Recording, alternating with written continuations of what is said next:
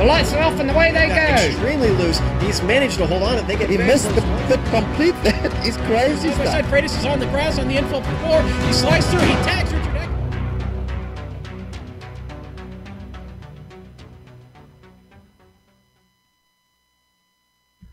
As the sun sets here in Texas, it also sets on the title hopes of all but one driver as Christian Koch brings his 38 marker Drivers' Championship point lead to the Circuit of the Americas, the host venue for Apex Online Racing's Formula Renault 2.0 Championship. And all the action from both the initial 40-minute feature and the 25-minute sprint that follows can be seen live as it happens here on the Global Sim Racing channel. From the Lone Star State, howdy partner, and welcome to GSRC's Countdown to Green. Way up in the press box to bring you our bird's eye view is yours truly, Bill Soupson, along with Sean Crackers Ambrose. Down in the production van, turning the knobs and pushing the sliders is our director, Amjad Yaman. And the cameras at his disposal have been located, aimed, zoomed, and focused by GSRC's camera guru, Dougie Beer. It's the penultimate round of 12 on the Season 6 calendar, and as cyberspace flows into your place over the next 15 streamy award-worthy minutes, GSRC will bring you all the storylines and all the stats and facts you'll need to fully appreciate the doubleheader Formula Renault 2.0 Championship event that will immediately follow. Now, Sean, it's been a long time since the AOR has brought its show to Texas, way back in Season 2. When our current point leader Christian Koch outdueled Phil Reed and Kerry Nolden to the checkered flag. So since it's been a while, how about a refresher course on COTA? Yeehaw! Yes, sir. Located in Elroy on the southeastern periphery of Austin city limits in central Texas, COTA was the first United States road course that was purpose-built for Formula One Soup. They opened it back in 2012, and this track is 5.5 kilometers with 20 turns. And when you get to the top of the hill, you're 133 feet in the air, the top of the hill there in turn 1. This place was designed to replicate parts of several tracks, including Silverstone's, the Maggots Beckett's Chapel sequence, and to encourage drivers to follow multiple racing lines. The track was deliberately laid out with wide corners, a lot of different ways to get around here. The fastest line will be the only one that wins it, but the best way to get an idea what this place is really like is to jump on board the GSRC Formula Renault 2.0 and take a wrap around Circuit of the Americas.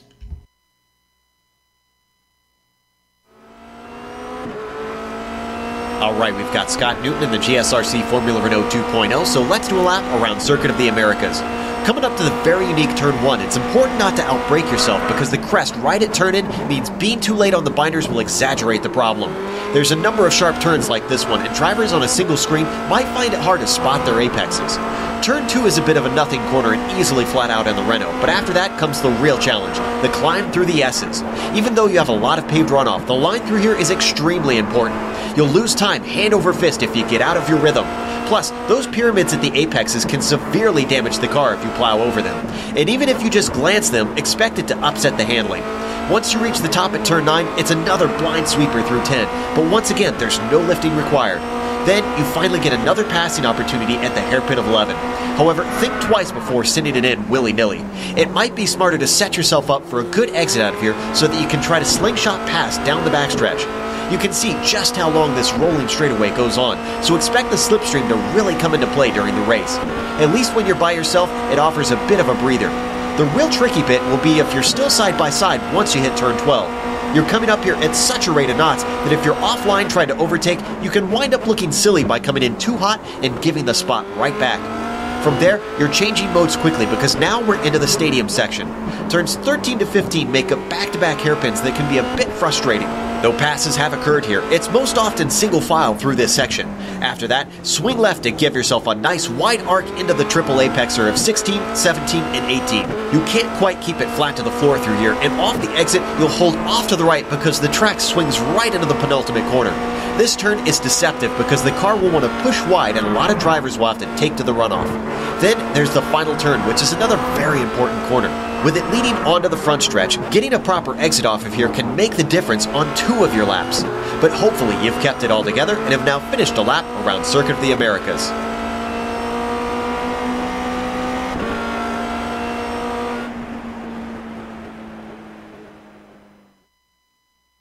Joe Peak on the mic, Scott Newton on the wheel, taking us around the Circuit of the Americas. You know, I like the way Americas is pluralized in the title there. It includes all-inclusive. They're taking in both North and South America. Circuit of the Americas, thanks to Apex Racing UK for providing today's lap guide. Now let's quickly review what happened last round at Spa, where 28 drivers took the starting grid, with Englishman Peter Berryman once again on the pole, his 4th in 4 attempts. Like any AOR event, there was great racing throughout the field, but most of the fans were focused on the 3-car battle up front between Berryman, Michael the Oven Mittner, and Josh Thompson. That trio of drivers jockeyed for positions early, with Berryman following briefly behind both Mittner and Thompson at one point. But when Thompson and Mittner started to battle for second, it allowed Berryman to pull away and go on to win his 3rd feature race of the season, his 3rd in a row. Mittner took second, and Thompson had to settle for 3rd. The first lap dramatics continue for Manuel Hoyer as the veteran jumped the start from the 7th starting grid. But Spa is long, and Hoyer managed to stay on the lead lap and even earning some screen time with the last lap battle for 21st between himself and Daniel Barrero, which unfortunately resulted in Barrero maxing out on his incident points and blinking away. 21 drivers finished on the lead lap, which meant when those names were inverted for the sprint race, Hoyer found himself on the pole. Hoyer held on to the lead for 3 laps until a connection problem on lap 4 sent him into the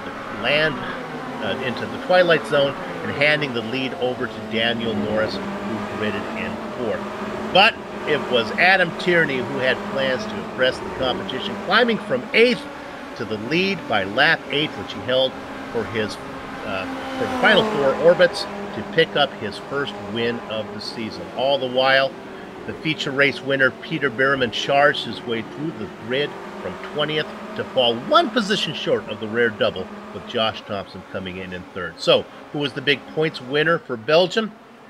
Andy and Jackson in the GSRC graphic department are big Peter Berryman fans because he makes their job a lot easier, as Berryman, for the 3rd time in a row, finds himself at the top of the chart. Josh Thompson's pair of 3rds lands him in 2nd, his best result of the season. A 5th and a 6th, with all Christian Holstein needed to take the 3rd best honors for the day. 3 drivers were tied for 4th with 28 points. So how did all that affect the point stand? Remember that these are when the driver and team points reflect the 2 drop events that the rules allow for. Vortex SimSports' Christian Koch continues to lead, but with no points in his pocket. A no-show or a bad result will bring Jean-Francois Godin of Vortex Sim Evo Sonic right back into the mix. Despite having only 2 podiums this season, Mega Drive's Phil Reed holds station in 3rd. Koch's Vortex SimSport partner Michael Mittner moves up a spot to 4th, and following the rise is the defending champion Christian Catch of Red Devil Racing as he moves into 5th, tied with Christoph Holstein for Formula Mini, up 3 spots there.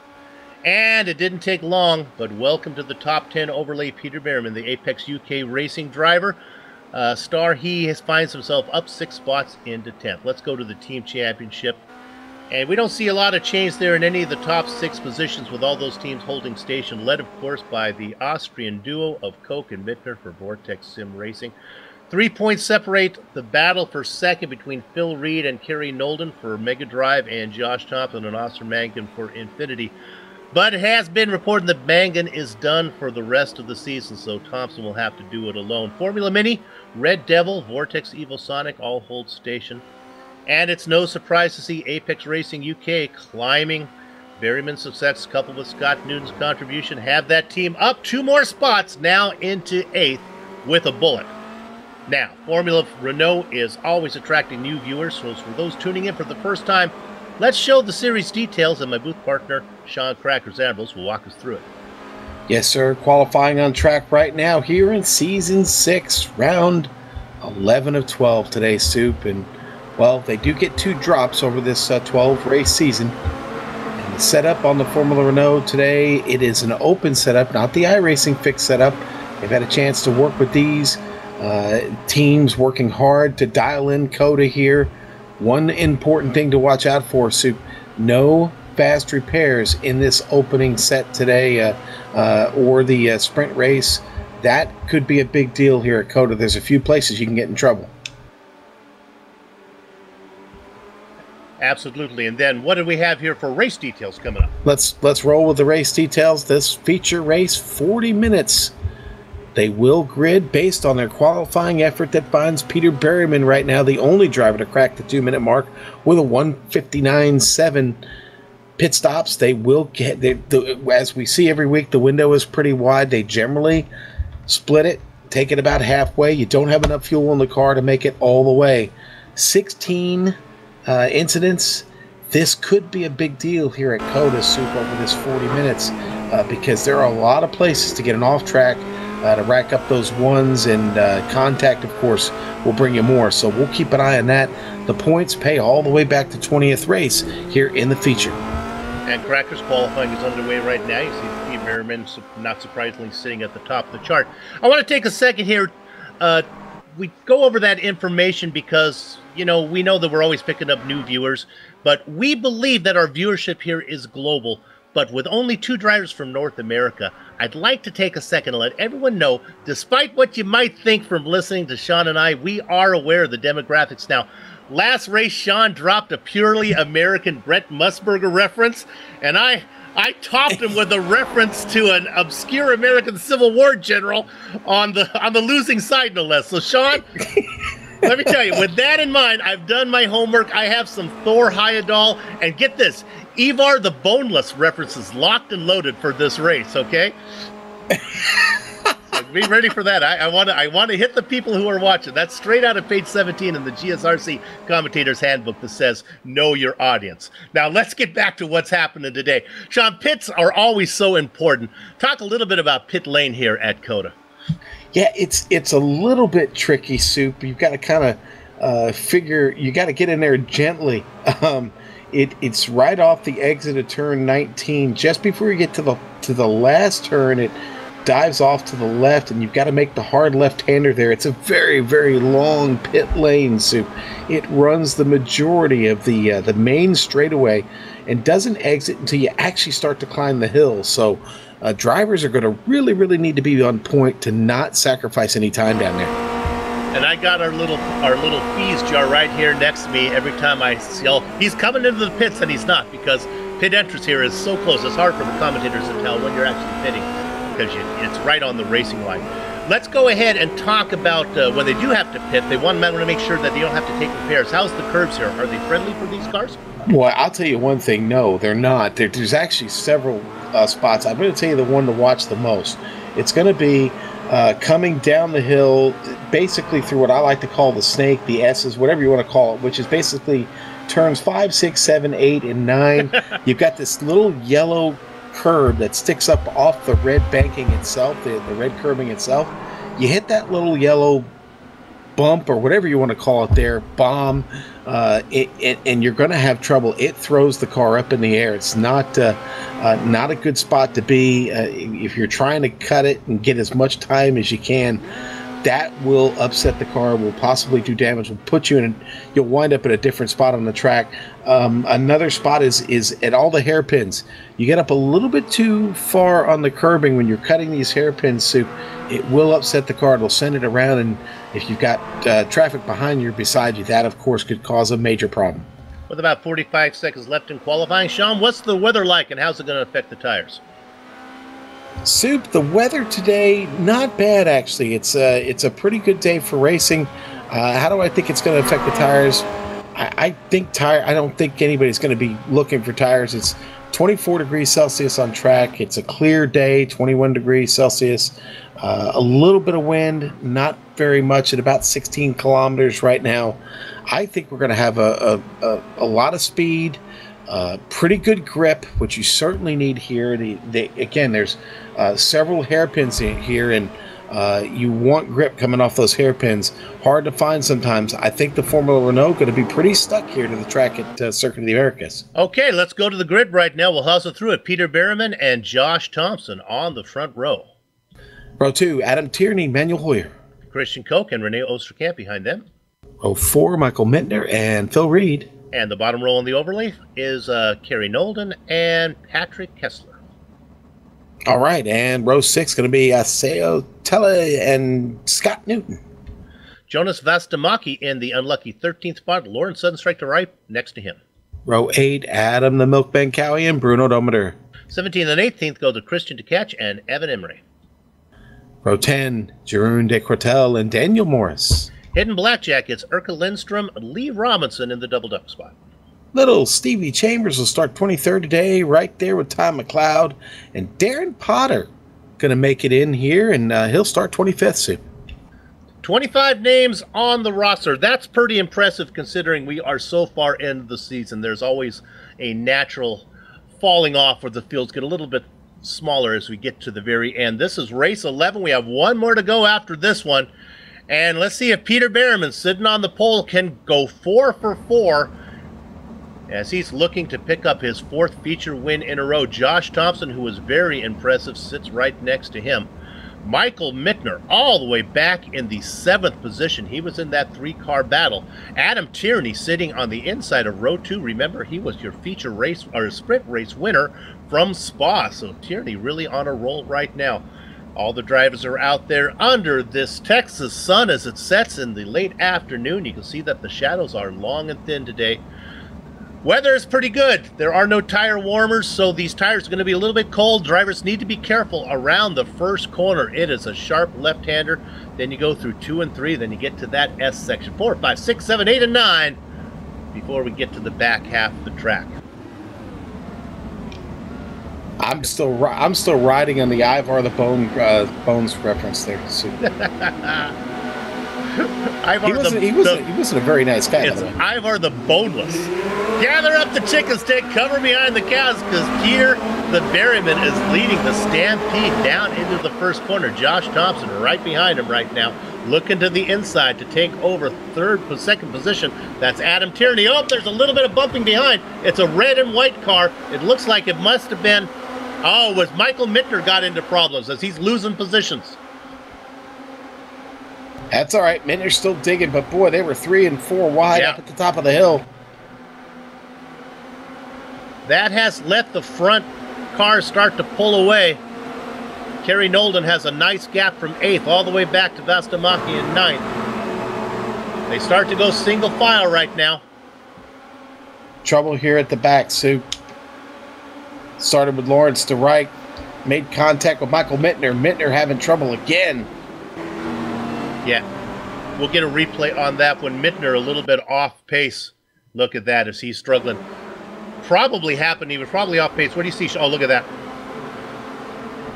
Yeah, he's going to get together there with Mittner and sends him around. I don't think he incurred a lot of damage, but everybody gets slowed down there. And they're still digging here, Sue.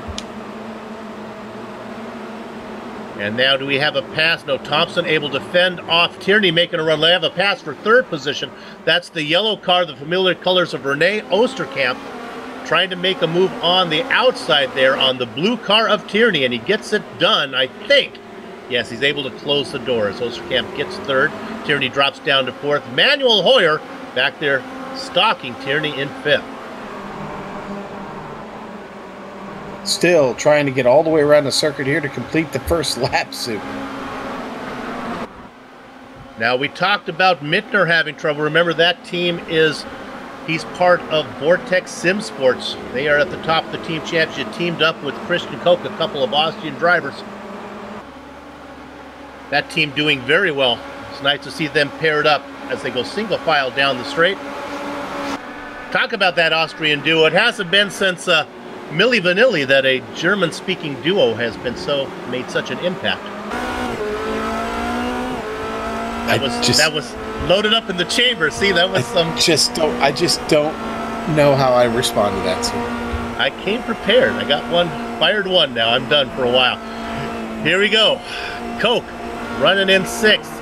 Hoyer ahead of him. Tierney, Oosterkamp, Thompson, and Berryman out in front. Berryman beginning to distance himself now, up by 2 seconds as we ride on board with Phil Reed. Looking at him now from a distance. Phil Reed in 7th position. He's got Vastamaki behind him, Koch in front of him.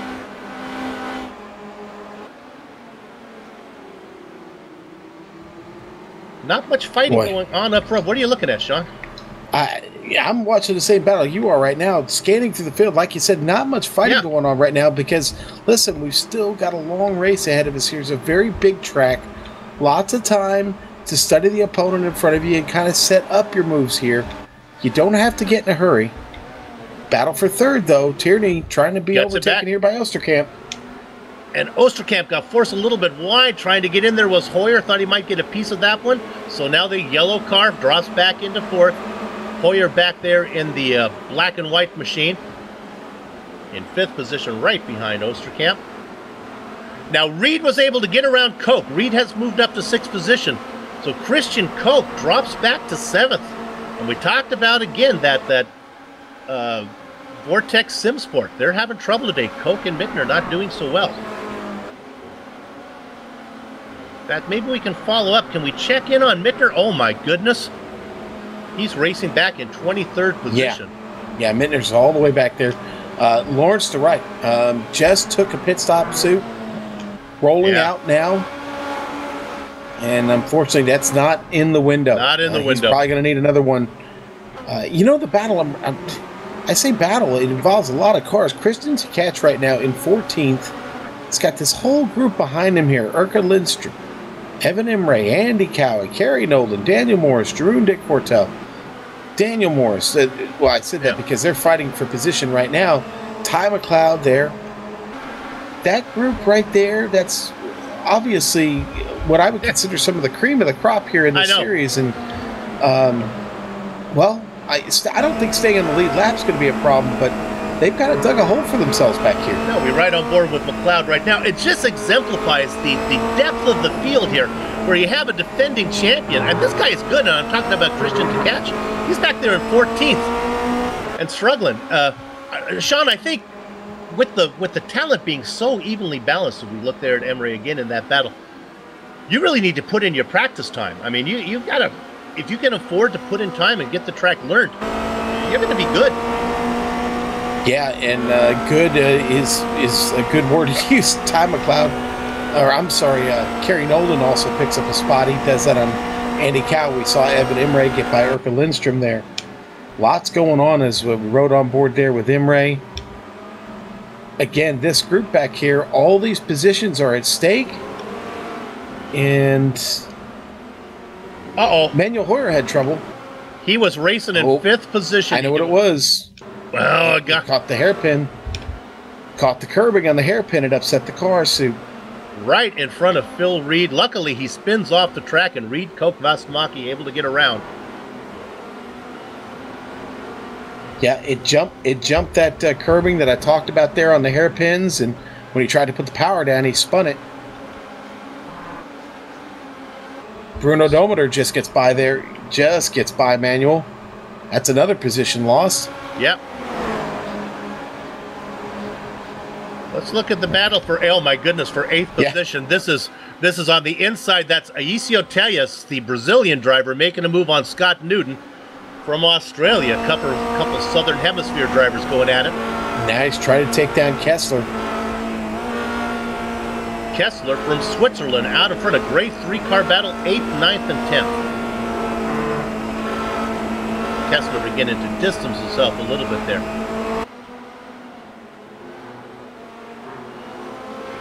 Soup, we are missing one important name from the grid today. No Sarah Dove. Oh. Yeah, the racing is not quite as proud without her. Look at Newton here making a move. Yeah. Gonna try and cross him over here at the hairpin. You gotta watch out though. He's got a car inside. Odometer right there. That was some good track awareness from Newton there. That's something I forget to do, is check your mirrors before you make that pass. Now he comes side by side. He'll have the preferred position going into 12. He should be able to get this done. Tellas drops back. It gives a run to Dometer. Dometer trying to peek in there. Now coming in is Manuel Hoyer trying to make up. Oh, going off. There goes Aisio Tellas. The Brazilian driver falls back. Newton gets the spot back. Dometer. Here comes Hoyer. Oh, they're close. They touch. And it's Dometer who spins. Oh, and he backs it up into the barrier. That's not going to be good. Knock the wing off. Yeah, this is, I go back to my IRTs. It's all about presentation. I think Hoyer is make this call one time, but I think Hoyer has close enough to say that he has part of that apex. Dominator just doesn't see him and squeezes him. To go on board with Hoyer. Again, it's all about, he probably didn't realize that Manuel was coming in there. Also, well, go ahead, Sean. Let's just say neither one of them are happy with each other. Yeah. There is another battle, though, on track. I was just chasing it, and I lost it. Coming up the hill, Jurin de Cortel gets one on Andy Cowie. One thing that you were able to see when we have those onboard cameras is, I think Coda, more than any other track, when the sun is setting, man, there's a glare here. It really does shine off the surface here. Yeah, it's very, very slick looking. There you go. Look at that. And in fact, on our cameras, you can see it's just like they're racing on snow. Have to get Dougie Beard to maybe change the f-stops there. Let's look at 10th position. This is still going on. This is Tejas and Hoyer. As we look at Cowie right now, running by himself ahead of 10. There we go, up to Tejas. I just got a hunch that, in fact, Hoyer has made the pass. Yeah. Phil Reed with a huge mistake. I know you were talking about that when I was watching Phil Reed. He made a huge mistake going into turn 12. And that is, Christian Koch is right there on him now. Yeah. Reed got really, really swirly. Sean, you saw it. Tell us what you're looking at. Yeah. Well, you're going to see Phil just miss his braking zone. Maybe it was the glare. You see the car continuing to slide. My gosh, yeah. Yeah. And Koch, there you see Koch on the inside, the red and white car there to the inside. Koch not able to complete the pass, though, Sue. He still rides behind him. 5th place, still safe for Phil Reed. Up front, it's Berryman out in front by 4 seconds over Thompson, who's got about 1.5 seconds over Adam Tierney. They won 1, 2, 3. Osterkamp was up in 3rd for a while. He's fallen back to 4th. Then we get back to what we were looking at. There you go. Oh, this is great. You can see them all coming back. Maybe we can pan back again, and you can see them all. I love this shot. Nice job. Amjad Yaman, look at this. As if you were sitting right there. Here they come. That's Reed and in that battle with Koch. That was fun, director. I like that one.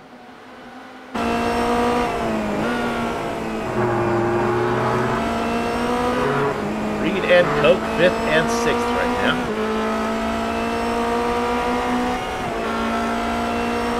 Sean, it's been exciting, but relatively quiet. It's not quite as aggressive as we've known. Yeah, relatively. Now, Darren Potter didn't actually start the race, so he's not in it. Sudden Strike to Reich, unfortunately, has been in the pits now for almost 9 minutes. I don't think he's going to be back out. Bruno Domer actually just got back on track soon. Him and Ezio Tellis. Tellis just taking a pit stop and is also back on track. Everybody else, though, still on this lead lap. Let's go to 12th right now. This is our hard charger, Lee Robinson. He's up the most position right now, but he is being pressed by Kerry Nolden. And there, talk about more depth. Here's Kerry Nolden, a former champion, racing back there in 13th position, 12th right now, and he makes a mistake. And now Robinson gets it back. Nope, Nolden's going to have the preferred spot as they work around 13 and 14. Now down into 15, and I think Nolden is going to be able to hold it off. Woo.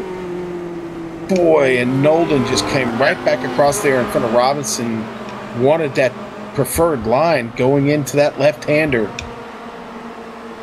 Now they get through the stadium section here of the course. Stay on this a bit. You can see we're looking at Robinson. They go now through 19, and here's the final corner. This is 20. And then you can see, if we stay on it, you can watch the racing line as they come across. It'll look like it's going right to pit entry as they swing across the track.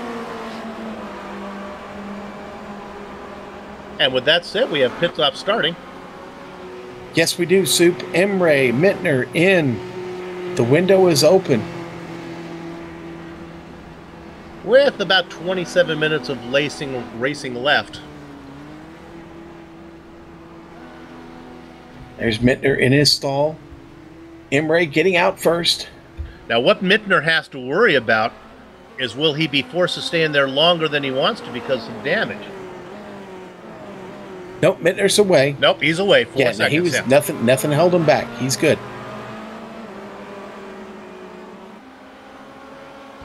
So again, he can take a little bit of the sting out of the problems that he's having right now in 21st, knowing if he can stay on the lead lap, he'll get a good position for the sprint race. Hey, Lee Robinson is not giving up on Kerry Nolan, and they've caught Manuel Hoyer. This is a three-car tussle right here. There we go. Nolan looking on the inside of Hoyer, just up in front of Lee here.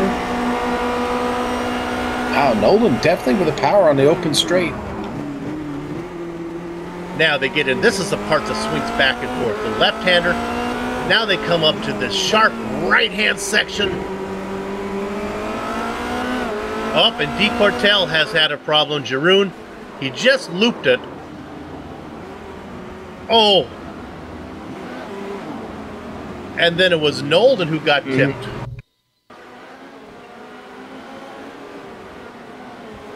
Boy, and you know, I think Kerry might have broke a little bit sooner than expected, and that Manuel Hoyer gets into him, tips him around. Yeah, that's so hard to call. Hoyer closes on him so fast. You got to wonder if Nolden didn't do something a little different that surprised Hoyer. Well, that does lead to pit stops. Nolden and Hoyer both coming in. We're watching this on the replay here. Boink. You'll see Hoyer, get him right there. That damages the nose on Hoyer's machine. So Hoyer decided to come into the pit as a result of that. Big winner was Lee Robinson, who was in that battle, and now he's all by himself. Hoyer coming in. I think Hoyer's going to be there for a little longer than we would expect. We'll keep an eye on his time in the box. Yeah, Nolden gets out first. Hoyer's still sitting there. Oh, yeah, he's in there for quite a while. A long time for Hoyer.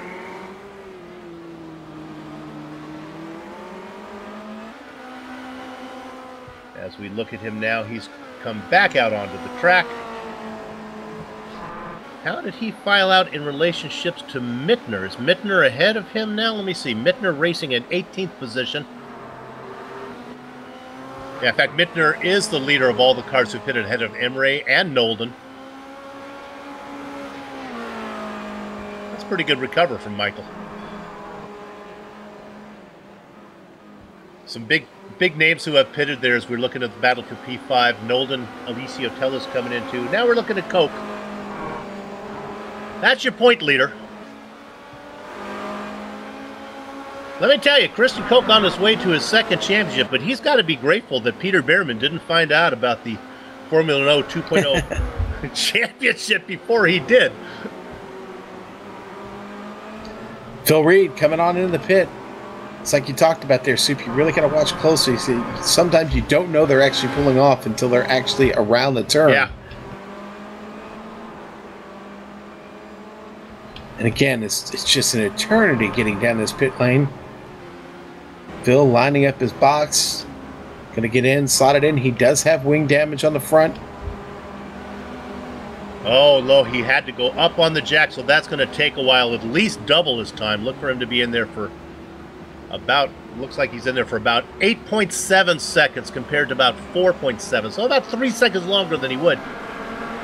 Not horribly costly, but with the competition so close, 3 seconds hard to make up on the track. Man, Kessler still being hounded by Newton.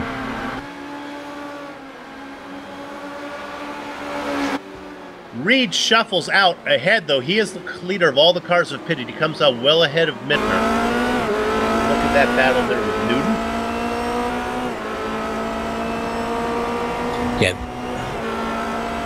Yeah, these two have really been going at it. Ty McLeod just got clipped. This is Daniel Morris, might be the car we want to look at. Not sure where Daniel was coming from. Looks like he had an off, and then he sideswiped the tail of McLeod coming back. Watch, he has the off. He gathers it up. Not sure if he has full control. Boink! Oh, mercy. We're going to go on board with McLeod, who could probably see the problem out there, Sean. But Morris was so far off. He said, "I'm through this." Nope. Yeah.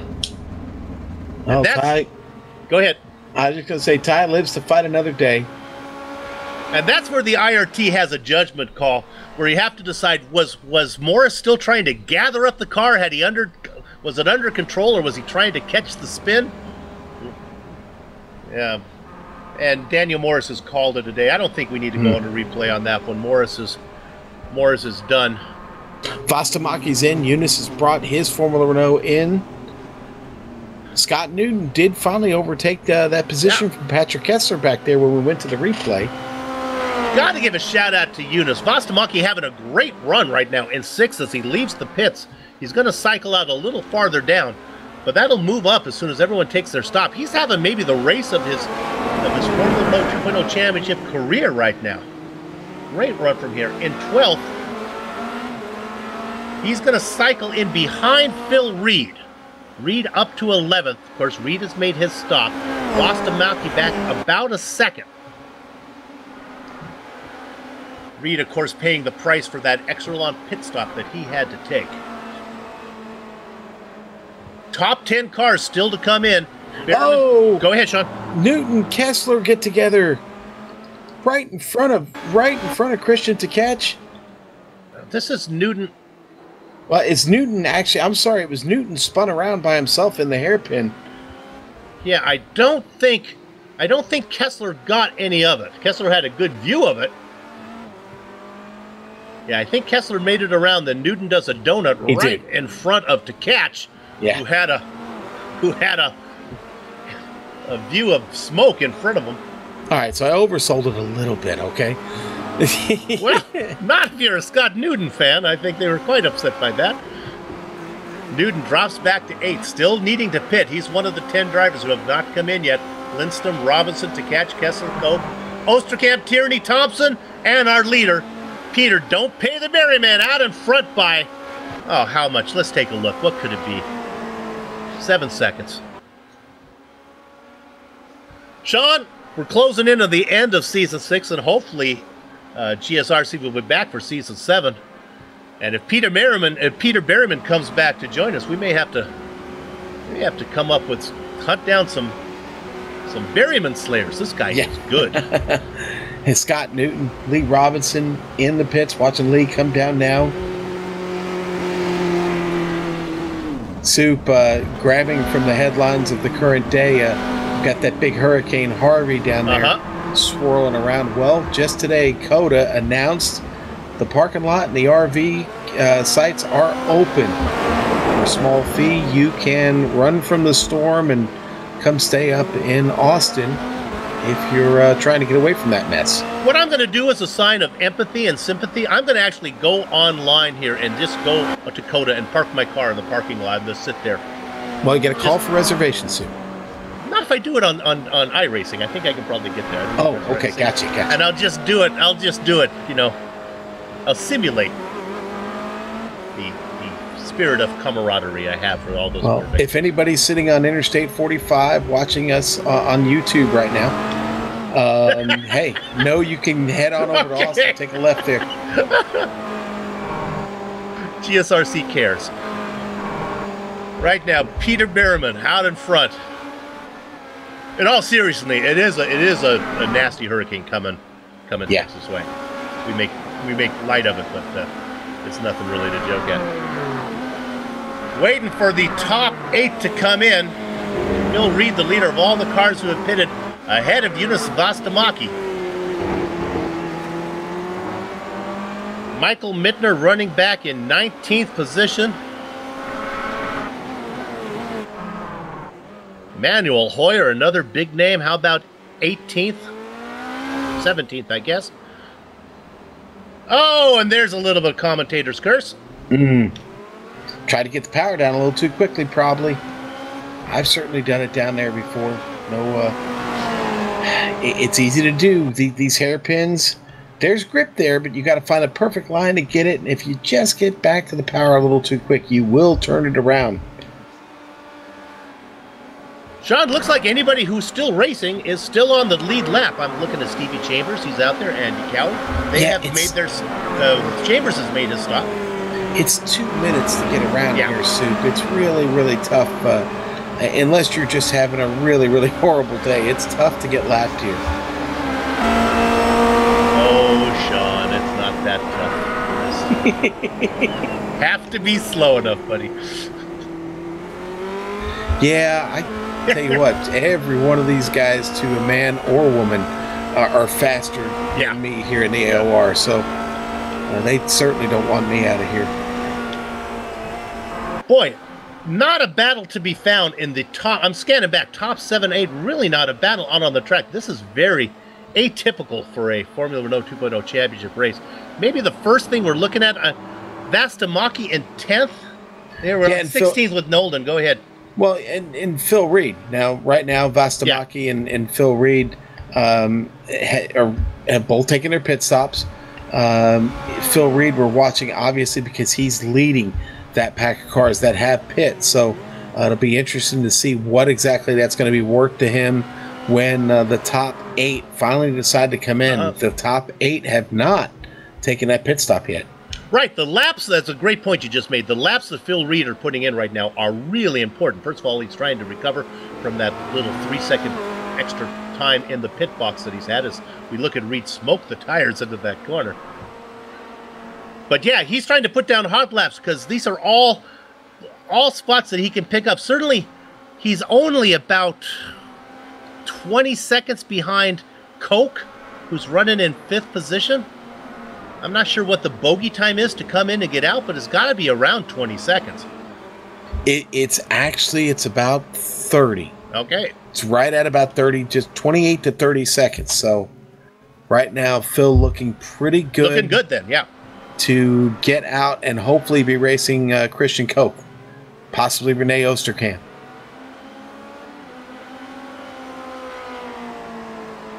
Again, the pit window here is pretty big in these cars. They have you can come in early, like my dad used to call the early peel, late reveal, where you peel off, come in, and the people forget about you. Not us at GSRC though. We keep an eye on you. And then what's revealed later is you find yourself up in front. As we look at this battle for 13th, this is Evan, really tough Imre. In a tight battle here. He's in that yellow car, in a battle with Lee Robinson. Boy, Lee has had his hands full today as people have been coming at him from all angles, and he's got the best of them. And then the guy back there in what we call the popcorn position, Sean, watching the whole thing, is the Brazilian, Aisio Tellius. Remember, he was racing up front. He had problems. He did. But he has recovered pretty well, Sue. Finds himself still on the lead lap in a good battle here for position. Yeah, he had Imre up. He had a 9-second pit stop, and now he's making a move on Imre. Another big name back there is following him is Kerry Nolden. So our director has found a good battle here. The yellow car of Imre. He's going to be on the outside. Let's see if they really force the issue here. Aisio Tellius brings it in hotter than desert sand. Can he get it wound up? He does. Give that spot. And that's going to give Imre a bad exit through the corner. That's going to open the door for Nolden. Nolden tries to get the power down through 13 to 14. Can't do it. Imre able to fight him off. Here comes Manuel Hoyer to the party. And all of a sudden, it's a 5-car battle. Man, Tellius is right there. You know, something I've noticed, I'm wondering if he's maybe running a little bit more downforce because he was much better in the turn and he was on the straight there in that battle with Imre. He's going to have to be really nifty here to get by Lee Robinson. We'll stay on this. This is the best show in the house right now. I can report that Phil Reed has passed Christian Ketch, who made his pit stop. Reed's still the leaders of all the cars who pitted, but right now, we'll stay on this. Look at that, 5 cars coming at you. Thank you, Dougie Beard, for that camera shot. Looking at the car in the middle. Now we go back to Nolden back there. The 4th car in line, the red, white, and blue machine. Up front, Robinson trying to fend off Tellius, who's doing his best to get around him. Imre being pestered by Nolden. Hoyer back there looking for any room. Hoyer's fast enough, there's just not enough track. Which battle to watch as we watch Nolden there. So far, Robinson able to fend him off. They're coming, Lee. They are a-coming. Top 7 cars still yet to pit. Okay, here he goes. Another move from Tejas, and he's going to get it done this time. Drop Robinson back to 14th spot. A lot of action in turn 11 today, Sue. Yeah. Lots of action. Oh, Nolden's looking to make the move on Emre. And up ahead, the long draft down into 12. They are side by side as it's 2x2 coming into 12. I'll call him up front first. On the outside is Robinson. On the inside is Tejas. Tejas going to get the best of that one. Behind him, Nolden on the inside gets the best of Emre. And Hoyer, he's still back, 5th in line. And Nolden was the one who hit the brakes really, really late there. Speeds past Emre. Nolden with a good run here.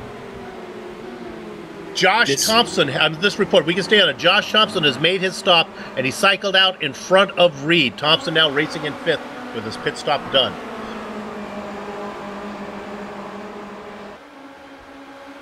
As we look there, this is still the place we want to be. This is, my spidey senses are tingling, and my mom would say, I know you're all having fun, until somebody ends up crying. I think that's what might happen. Look at that glare here at COTA.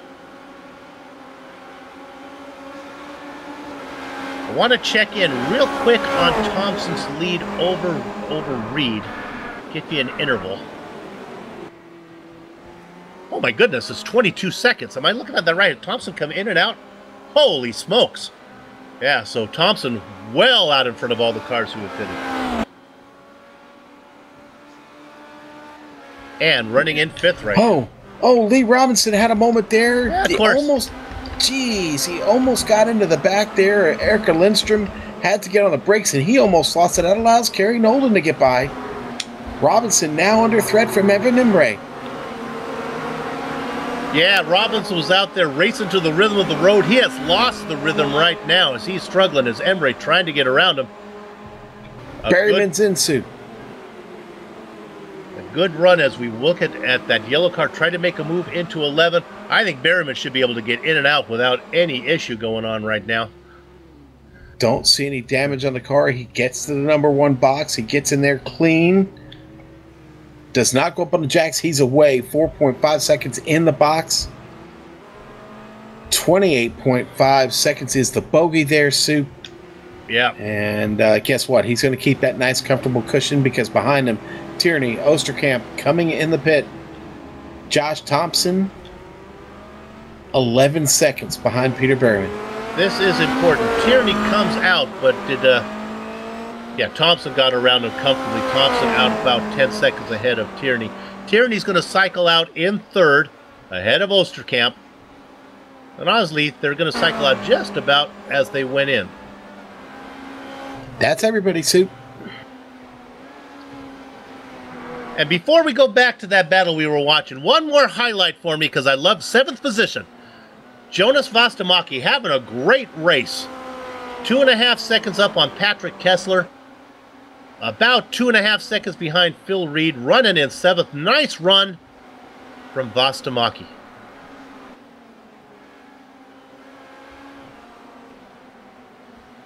It really is, Soup. I mean, he's definitely put in the laps here today.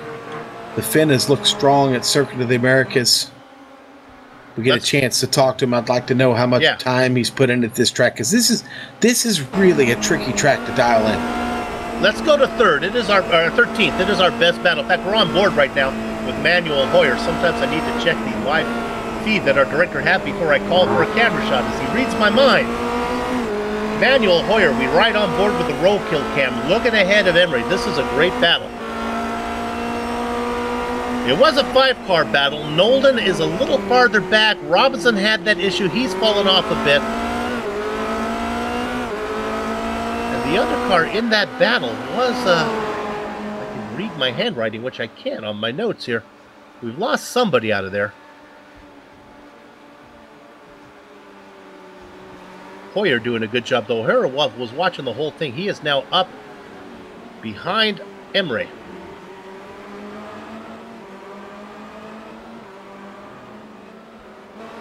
I don't think those two are going to really do much here, and probably to the last lap. have a feeling they're going to be hooked up here for a while. What they've got to guard against, though, is right behind them. Here comes Kerry Nolden, who's really started to pick things up a little bit. And last lap, he was a little slow in that last lap, but he's now started to gather things back up and make his way back up to that fight. 18 cars as we look at Kerry Nolden. 18 cars on the lead lap. The last one being, well, here's a big name for you, Michael Mittner. Can you say wire-to-wire fans in the sprint race?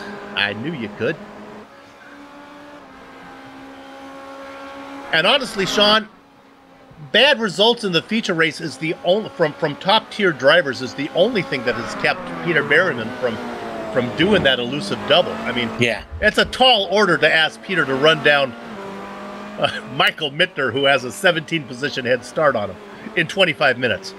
Yeah, it is, and it lends the excitement of these sprint races.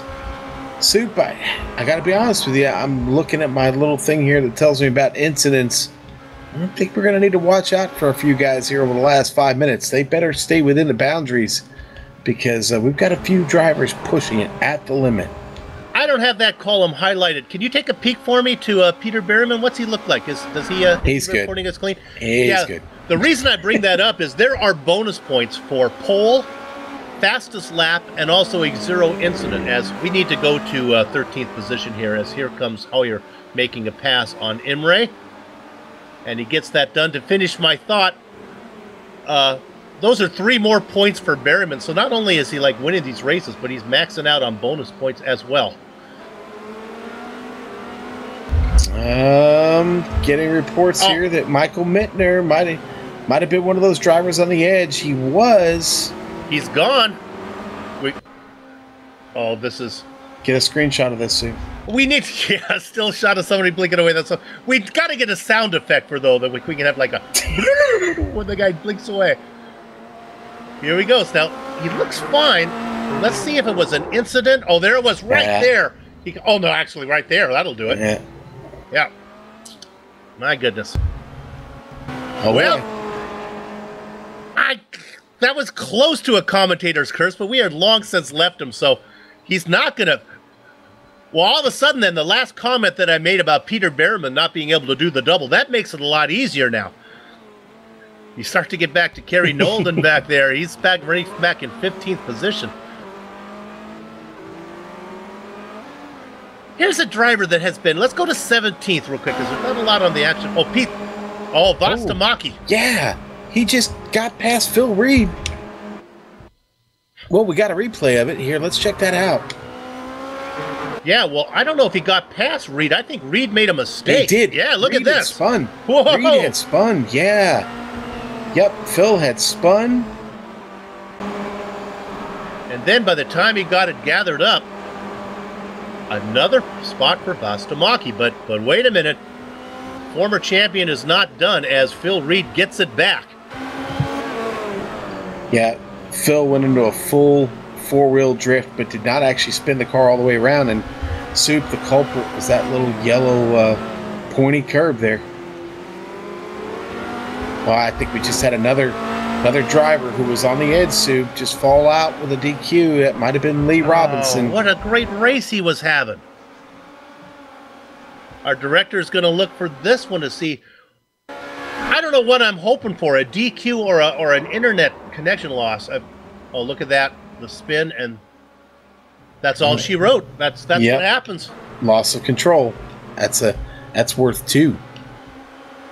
Next time, maybe we can actually go on board with one of those. Maybe it'll take us to wherever the driver goes. Do you think? Oh, to like that other dimension of thought. Well, that changes everything now. All these DQs, all this means is those are less cars for Peter Berryman to get around as he tries to do the double.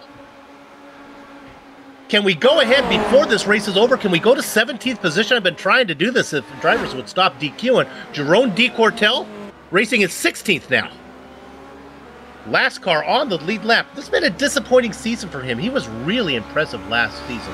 I thought he was going to have a great run. Hasn't been able to put it together.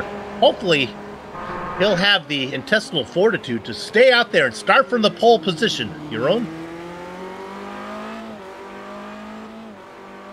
I know several drivers named Jeroen, and they are all very brave. I would be very shocked if De Cortel did not elect to start from the pole.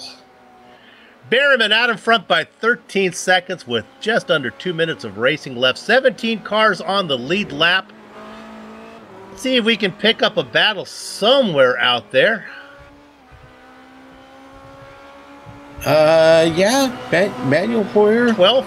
right now got a little bit of a run here on Urka Lindstrom. He did get by him here just a little bit ago.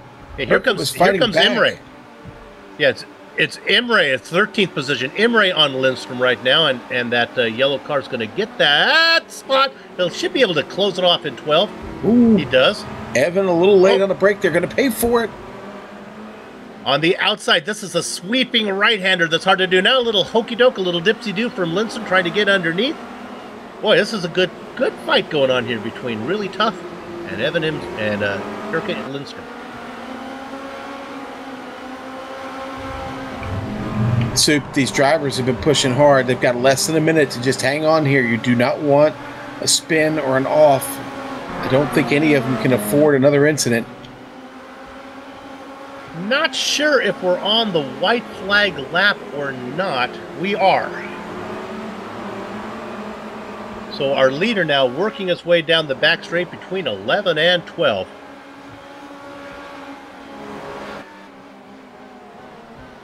There we go up to our leader. Soup, I wonder if when you disqualify, I wonder if maybe you wind up on the other side kind of like a quantum leap and Harry Dean Stanton's waiting for you. Again, you've an American reference that only a handful of people... We talked about this in rehearsal, Sean. Sorry, Soup, I had to do it again. Boy, this has really been Berryman's race today, man.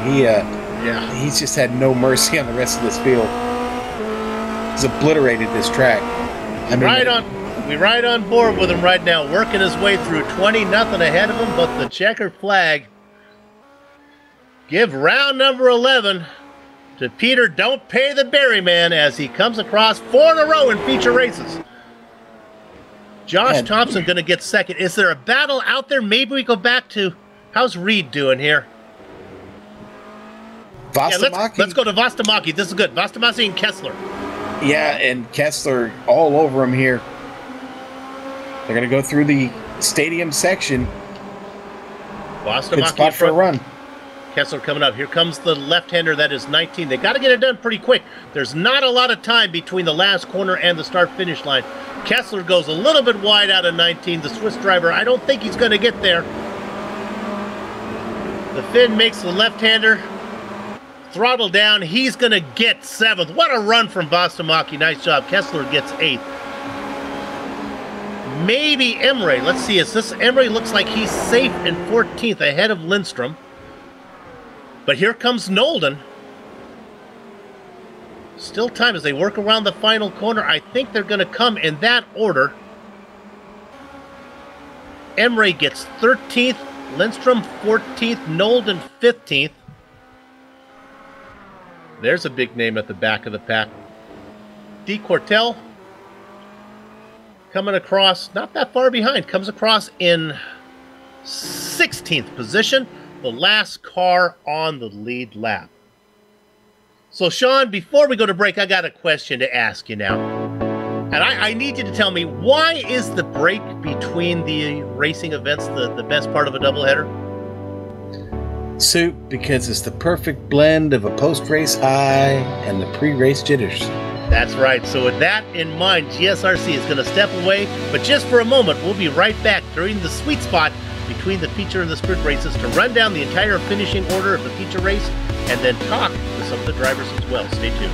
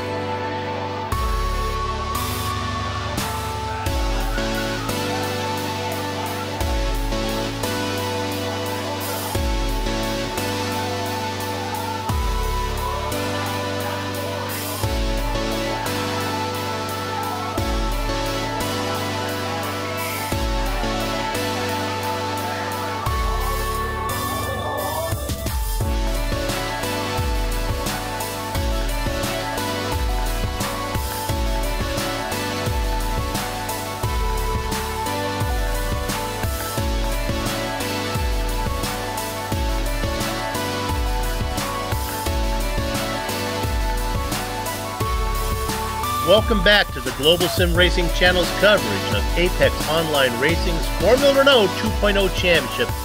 It's round 11 from COTA. Time to run down the finishing order of the feature race that you just saw right now. My goodness, wire to wire. We don't think he picked up any incidents. He had the fastest lap and the pole, so he picks up the 3 bonus points.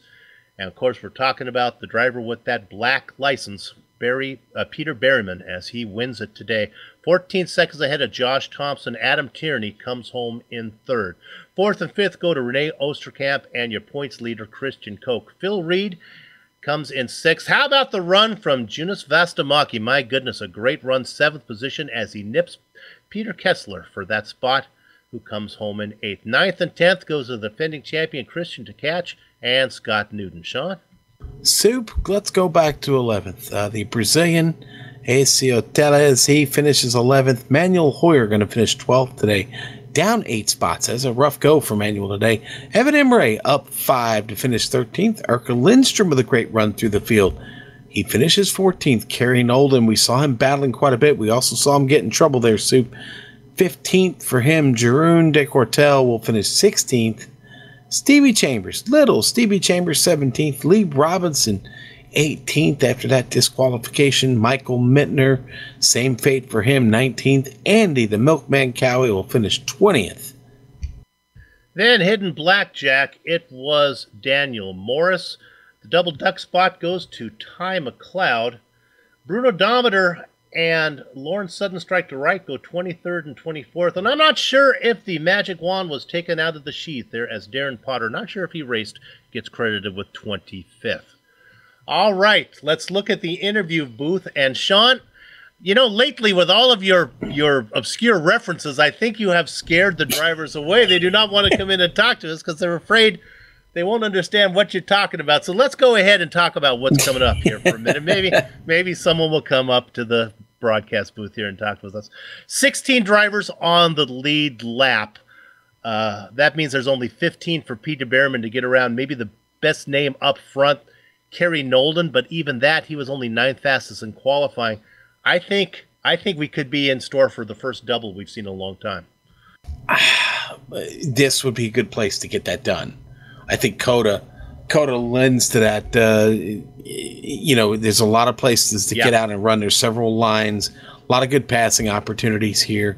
Certainly a lot of places to get in trouble. We saw plenty of that. Turn 11 was a nightmare for a lot of these drivers. And why is turn 11 so tricky? Well, you carry a lot of speed into turn 11, and that's a hard hairpin to figure out. And if you just don't get it right, you get back to the power too quickly, it's a great place to lose time. Lots of it, not necessarily to wreck, but time. And it's that turn 11 sets up a long straightaway down to turn 12.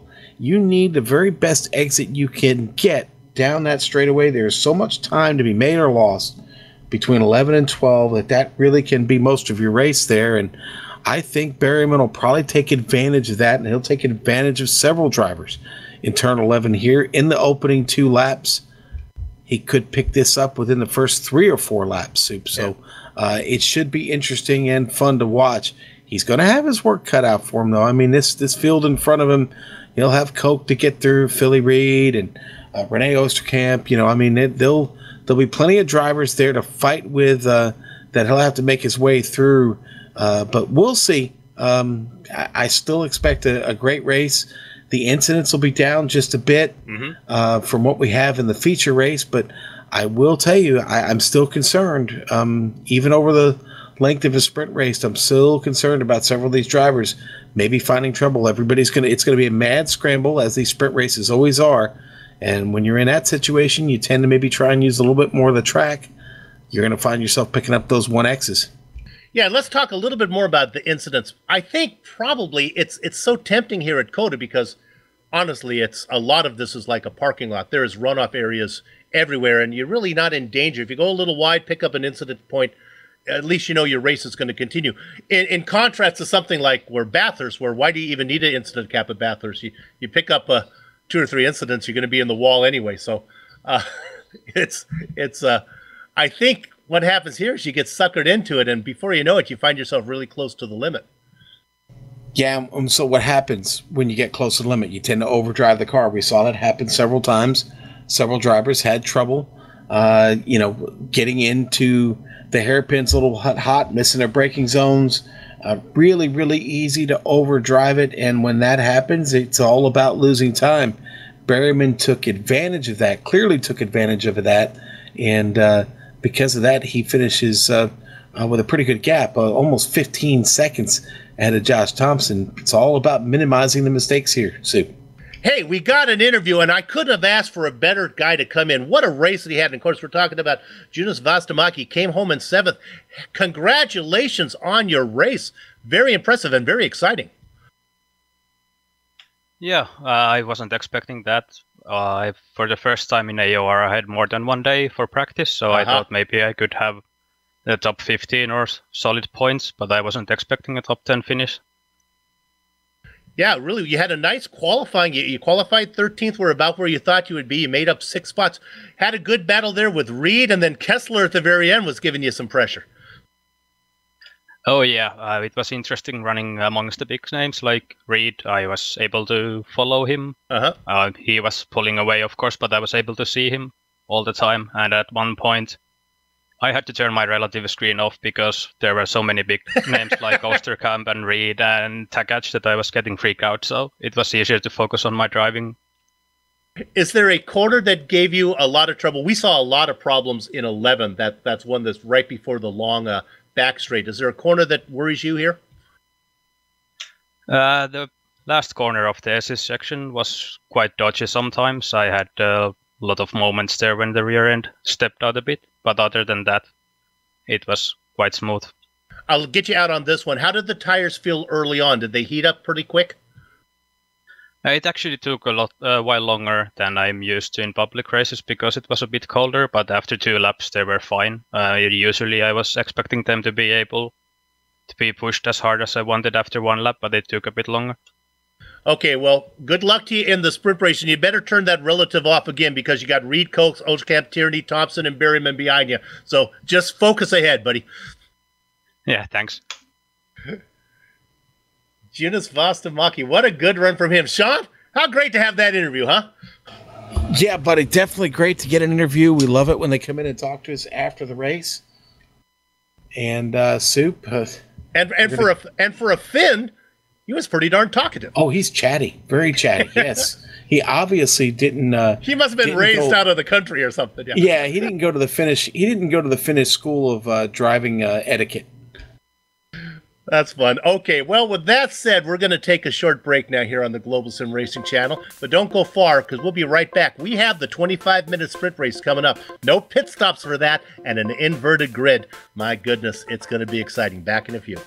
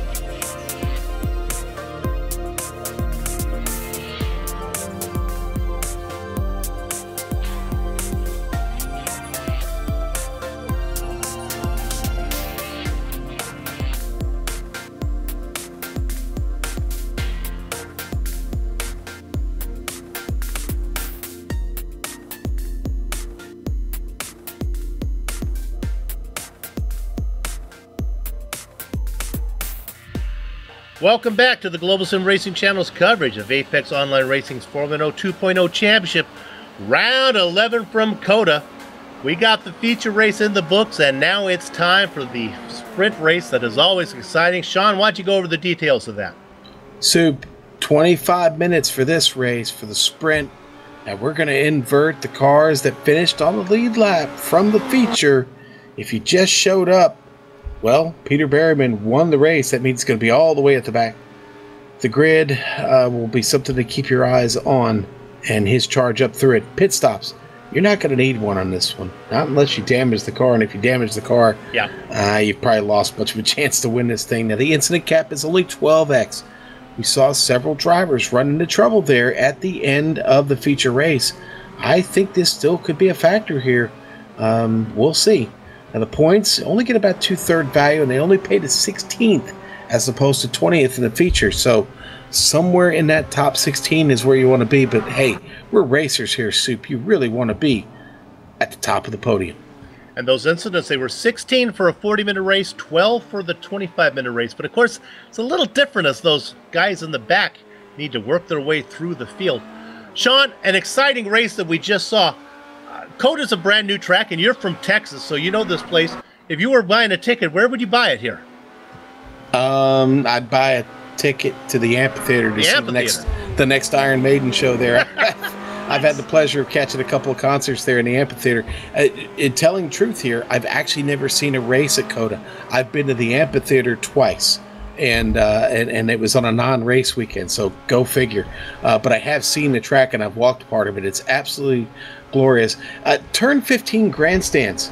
Really, really good spot to watch the race from. Most of the track is visible from the top of the turn 1 hill to turn 10, and then the end of turn 11 and the hairpin to turn 16. But the pedestrian bridge over turn 3, get a really great sense of the cars working through those S's. And of course, we can't forget about the mullet.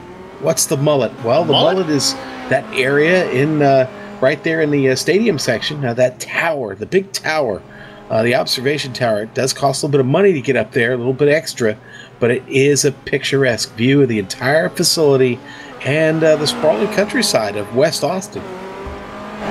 And honestly, Austin, Texas, if you're into music at all, it is a hotbed for music in the United States. You saw Iron Maiden. Who else did you see?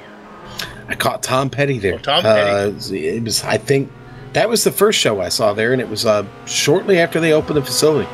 Still a lot of dirt and mud around the place at that time. Well, there's about 2 minutes of practice left here. Now, there is no qualifying, as Crackers told you, that they gridded based on how they finished in the feature race, inverting all the cars on the lead lap. But they're out there putting in some practice time. The weather actually carries over. It's the same exact weather that they had in the feature race, so they know what they're in store for. And you heard our interview between the events with Bastamagi, who said that he was a little surprised how long it took the tires to warm up. So it's going to be hard for some of these guys, these speeders, these hot shoes in the back, to get through early on. 25 minutes, Sean. They talk about the hardest, the biggest competition that those guys have is the clock. It is, Soup. I think the biggest competition today is the track. We saw several great drivers have trouble in a couple of key spots. We've already talked about those spots, but you really got to keep your focus here. Soup, there are 20 turns that get around this track. 20. That's a lot, buddy. That's a lot. It takes a long time to get around. In several sections, you're constantly turning, looking for grip. So many ways you can make a mistake and lose time.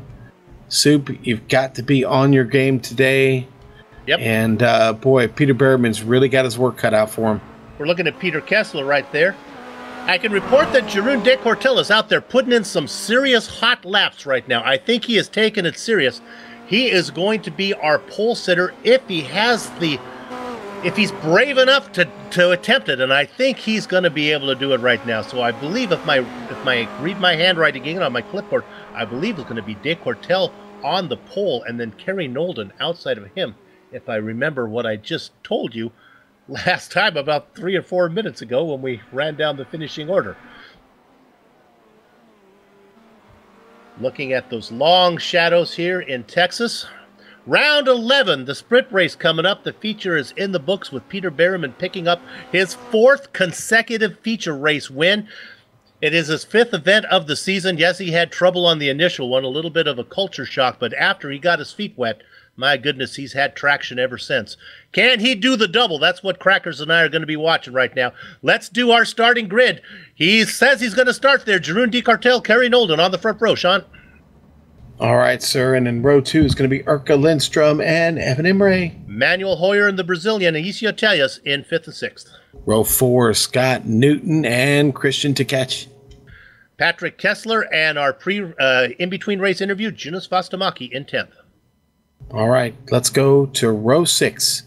And there you will find, waiting for that to come up, I'm sorry, row 6, Phil Reed and Christian Koch. Renee Osterkamp and Adam Tierney in 13th and 14th. Row 8, Josh Thompson, Peter Berryman. And then we get to all the guys that finished the lap down. It was Stevie Chambers, Lee Robinson, Michael Mittner, Andy Cowie, Daniel Morris, Ty McLeod, Lawrence Sudden, Strike to Reich. 23 names on the entry list. You can hear the engine starting to harmonize. Are they ready to go? Keep an eye on Jeroen de Cartel. He has not had a great season 6 so far. Can he make up for it in one race here at Texas? Well, we'll find out. Gather at the chickens, take cover behind the cows, because de Cartel leads the stampedes of cars down into the first corner. He's got Nolden on the outside. They are way bunched up, 3 wide in the back, Sean. So far, it looks like everybody was able to negotiate corner number 1. Except for Scott Newton, who now finds himself at the back of the field. Wow. The cookie has crumbled for Newton as he goes back to the back. But so far, now the drivers start to single file their way through 5, 6, 7, and 8. Looking good so far. It is still de Cartel out in front. No, let me correct myself. Nolden got him. The blue and white car of Nolden was able to make the pass while I was looking through the field. Nolden out in front. De Cartel, Emre in 3rd right now. Oh! Hoyer and Robinson. In the middle of the track. Robinson on his lid. Hoyer involved. Mittner involved. We'll come back and get to that one when time allows. It might be all the way at the end. We'll see how we do. Right now, they're still working on the first lap. They work down into 12. Pass for 2nd position. It is the black car of de Cartel. No, this is a pass for the lead. De Cartel coming right back in on Nolden. Great racing up front. Emre back there in 3rd, peeking in. Urka Lindstrom in 4th. Sean, do me a favor. Find Peter Berryman. Is he able to survive all of that? He's in 12th and he's sliding. Oh. He's sliding right next to Renee Osterkamp. Berryman in a battle here with Osterkamp. He's got Adam Tierney right behind him. He's up to 12th. Oh my goodness. Got Osa. So this is the battle. He's got Osa. We right on board with the feature race winner right now, Peter Berryman, as he heads down into the sinking sun, running in 12th. Up front, it is Nolden. Cartel looking for a way to go. We have to watch. Let's go to the lead. Here comes de Cartel peeking on the inside of 1. He's going to force Nolden wide. They've seen who can get the power down first. Tellas behind him. The yellow car in 3rd is Emre. They run in orders. They go through the S's now. Not going to be a lot going on back there. Through the S's, they have to be single file. Berryman is in the mix. And Osterkamp not. Berryman dropped out of my screen there for just a second. A small connection problem. Yeah, mine but too. Man, I'll tell you what, Osterkamp not letting him have anything. He tried to make a move on Osterkamp. Osterkamp shut him down. Osterkamp now a half a second up there trying to pick up a position. He's on to the inside of Kessler. That's where the racing is. That's the best. We're looking at right that yellow car peeking in. Look at that line. Now, who's that ducking to the inside? That's Berryman right there behind Kessler. Berryman, yeah. Oh, and Kessler now here comes Kessler. Berryman decides to follow behind. As that's going on, we got to go up. There's a battle for the lead. It's Nolden and DeCartel. DeCartel giving Kerry everything he could ask for right now. They work through 13. I don't think nuts is going to happen here. Oh my goodness, as DeCartel lights them up going into the corner.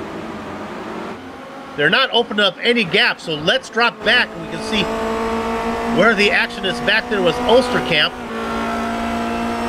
Merriman has not been able to make up any ground. Here comes Osterkamp now, working on to catch. He's going to get that spot. And Berriman's going to try and come through and take it too. Boy, to catch does not seem to have the speed to match. Well, I guess not. He's in the pit. In the pits. He got wing damage, Sue. Damage, hard damage on the right front wing.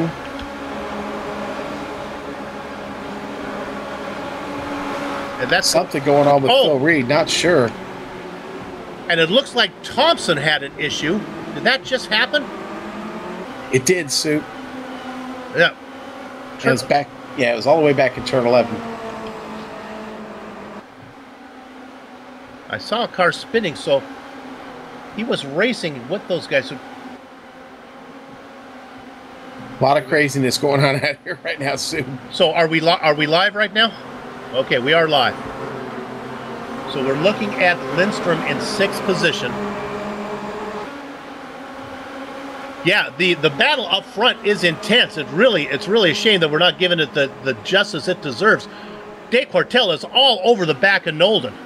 As we look at, here's this battle for 7th. There's racing everywhere. Unfortunately, DeCartel not able to get the pass made, so we'll stay where the action is. Reed is now in...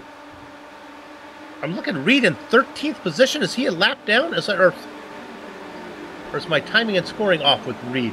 Something's going on with Reed there. I don't have him on my timing and scoring either. Soup, this battle on track here between Christian Koch and, well, guess who's coming through? Peter Berry and Patrick Kessler. And Perryman is fighting so hard. They're locking tires, smoking tires right in front of them. Yeah, we're right on board with Koch. Behind him, it is a pinata full of bees. Lindstrom, Kessler, a little bit of a tap from Berryman. Hello, says Peter.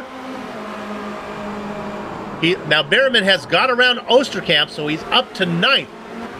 Boy, it has been. Oh, Tierney loses Adam it. Tierney around. Yep. Oh, I think he got a little bit of help from Phil Reed. We'll get it quickly on the replay. Yeah, boy, Phil had a run going there through the turn. Tierney checked up a little bit for traffic. Boy, it was just kind of an accordion effect there. Tough break for Tierney. Okay, up front, Nolan has been able to distance himself now by about 4 or 5 car lengths over DeCartel. That's settled down. Aisio Telius has moved up into 3rd position around Emre. So Telius is on the hunt. Next up for him is DeCartel. And I think that's going to happen pretty soon. You can see that those 2 cars right there. They are currently now. This is probably good that they just worked their way through 11. So let's see what kind of run the Telius can get out of 11. He's about 2 car lengths back. Might be a little far to get there to 12. We'll see what type of tow he can get, but I think he's too far back to get it done. Let's see if he forces the issue under braking. Here he comes. There he goes. Dives it in hotter than a curling iron on Venus, and he gets it done. Aisio Telius up into 2nd position. DeCartel back to 3rd. Emre now being challenged by Vastamaki. Oh, what a great race from what a great weekend from Vastamaki, running in 5th. And Berryman just picks up another position, now up to 8th. He got by Patrick Kessler, Erka Lindstrom right in front of him. But I got to be honest, Soup, Berryman not turning in the type of results here early that I thought he would. He's back there fighting it. Nobody giving him any of these positions. No. Kessler's still fighting with him. Renee, he took forever to get around Renee Osterkamp, who's having a great drive here. Really, Berryman really having to work for it and pushing it. You can see as we ride on board with Kessler, you see Berryman really testing the envelope of the boundaries here of the track. He's in 9th, or he's in 8th. Lindstrom in 7th. Oh, got a spin up front. Tellius had an incident. Boy, and he really, I think he misjudged his turn in there, and he gets into Drew de Courtel. Maybe, or maybe it's a little bit of a de Courtel dive bomb. Depends on your point of view. Did Tellius close the door? Did Courtel dive bomb him? Go ahead, Sean. I think both drivers had a different line through that turn, Sue. Well, that's what happened when you build a race and you build a racetrack with wide corners. Yeah, but if we go back live here, big trouble for Courtel. Oh, it's fun. And one car's on its lid. That's Patrick Kessler. Oh my, boy, that went horrible. I think, boy, it might have been contact with Berryman actually. Yeah, the first car turned. It looked like it. Yeah, it was. Yeah, let's go on board with Peter Berryman here. He wasn't the one who makes the contact, but you'll get a good idea of what happens here. It's all going to unfold right in front of him. Tellius gets into the back of de Courtel. De Courtel spins, and then it's an octopus putting on his socks. Everybody going everywhere. I am not seeing any damage on the car of Peter Berryman. Somehow he escapes tragedy there and gets through. That gets him up to 5th, actually, Sue. Still, though, 8.5 seconds back from Kerry Nolden, only 8 laps left. Better to be lucky than good, but if you have a choice to be both, go ahead and take it. Vastamaki in 2nd, behind Kerry Nolden, being challenged by Evan Emre. Koch running in 4th, 5th place. Well, Peter Berryman, he has 15 minutes to do it, and about 8 seconds of distance to make up. A tall order, but maybe not out of the repertoire of Peter Berryman. Well, he has managed to get away from the traffic now, Sue, so we'll start seeing what kind of laps he can turn in. I know in the feature race he was turning 159s. Hasn't done that here yet in the sprint race. Hasn't had an opportunity to. He's been racing, yeah. Fastest lap right now to Kerry Nolden, put in about a 2 flat. Of course, Nolden has had a clean track in front of him. Really, the only driver that can afford that has had that luxury. Or de Courtel, his race is over. He started on the pole. He put on a great show for us. If we look at this battle for 12th right now. Yeah, we've got a lot of drivers that have taken it behind the wall, unfortunately. De Courtel, Patrick Kessler, Stevie Chambers, Lee Robinson, Manuel Hoyer, Michael Mentner, and Andy Cowie, all behind the wall. If there is a silver lining to that dark cloud, is that it didn't all happen in one. It was pretty much racing incidents. Not the big one early on. Tierney just takes a spot from Scott Newton. Tierney, a driver moving up through the field right now. Yeah, and remember, Newton had that issue earlier, but he's back there in 11th right now. Next on the hit list is Sudden Strike to Right, back there in 12th.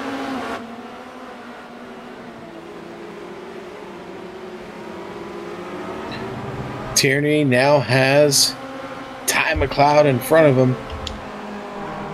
Didn't get really a chance to talk about Ty much in the last race, Suit, but he's up 13 spots. He started all the way at the back of this field, finds himself in 9th now. Tierney, though, starting to close. Looking at Adam right there. Remember, he had that sprint race win at Spa. His first of the season. I believe it was if I have this number right, the 8th different winner this season, which is a record for the series. Kessler calling it a day.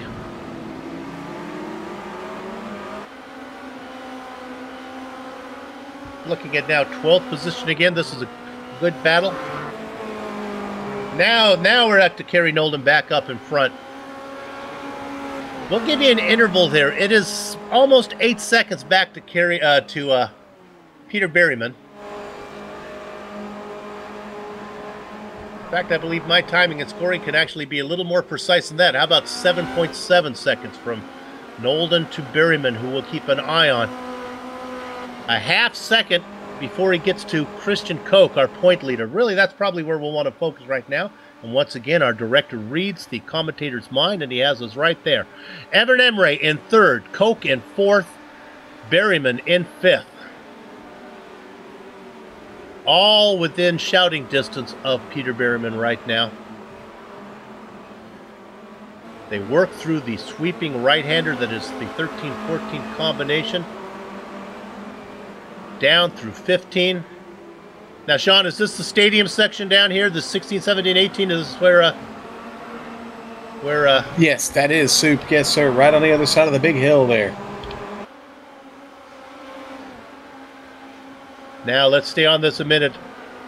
Because I think what's happening right now is Berryman is going to wait to get a run out of 20 and see if he can get it done down the long front straight. Here he goes, looking for a good run. No, the car didn't look real clean out of 20. Koch trying to pull away. Let's see if Christian is defensive. Remember, that's your point leader. He's thinking big picture right now.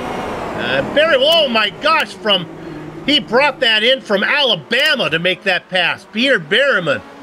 Holy smokes!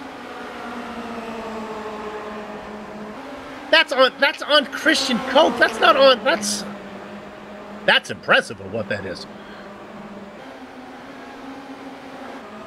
Oh, sudden strike to Reich has spun.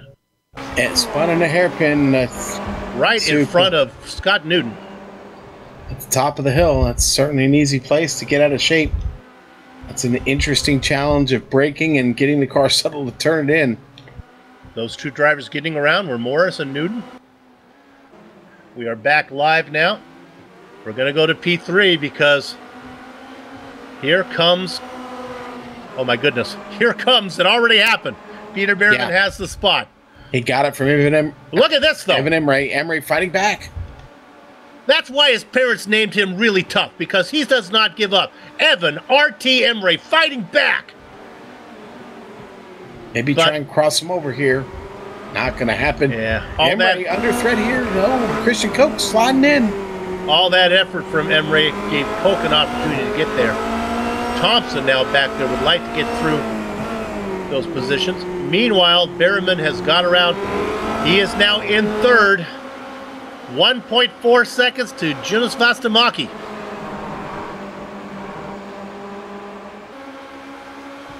Vastamaki has to be pinching himself.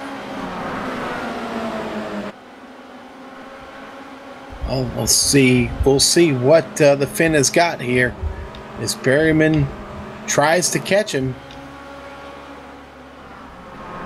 Nolden's still holding station up there, Soup. I think Vastamaki knows that Berryman's behind him. Definitely, that was Eunice's fastest lap of the race that time by. Talk about fast lap of the race. Berryman, once he finally got into clean air, was able to put that in.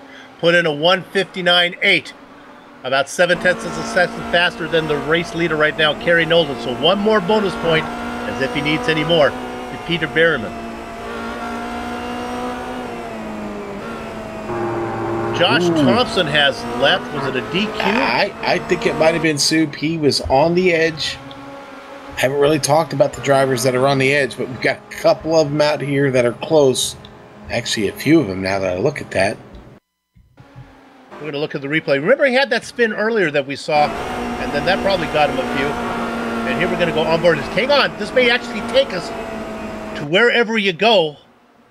Oh. You just... Yep. Nobody knows where you go. Tell you what, we'll let everybody come up with their own answer to that. Oh, let's go to second position. Yep. It didn't take long. Here he comes, Berryman, all over the back of the Finn. The words of the great Glenn Fry, the heat is on, baby. Right now, Eunice Vastamaki in second position. Boy, Eunice really struggling for grip there in front of him, but he gathers it back up. Berryman giving a really good chase here. Oh, Vastamaki can hold off Berryman for the last 6.5 minutes. I'll pay for the Lutkefish, Jonas. Vastamaki in second. Berryman right behind, looking for... The problem is, Sean, Peter can't really be patient. He's got bigger fish to fry, no pun intended. Here comes the pass into one. Little over under. Look at this. That's how you do it. Get that throttle down for Vastamaki. He's not going to give up the ghost, but he has to tuck back in as they get through the technical section. Up to second is Berryman. How far does he have? 6.2 seconds with 6 minutes to go. Oh, I don't think so, unless something distracts Kerry Nolden at home where he's racing. I think he's in pretty good position, and one more time, it is that one driver that prevents the double.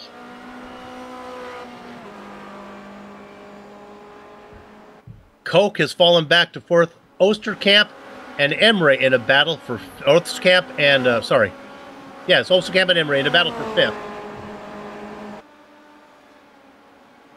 Not much happening there. Boy, he's really starting to pick up here on Kerry Nolden a little bit at a time. Or Peter Berryman. He's starting to turn those 159s consistently again, Soup. He spent most of this race struggling to just get around people. Now it's just all about attacking Nolden. The interval is 5.5 seconds with 5 minutes to go, just under 4. What I like to do is keep an eye on the clock. If they put a little decimal point between the 4 and the 5 there, 4.5, and that's what that's the interval that Berryman needs to do, and right now he's behind it. 5.4 right now is the interval. 4.4 on the clock. That way.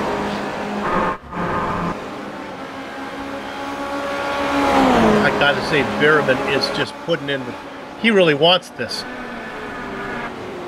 Oh, Nolden has spun from the lead. Ooh. There you have it. Can you actually have the pressure put on when somebody is 5 seconds behind you? I guess so, as Kerry Nolden loops it. Was that out of one? It looked like this. Wow. There you go.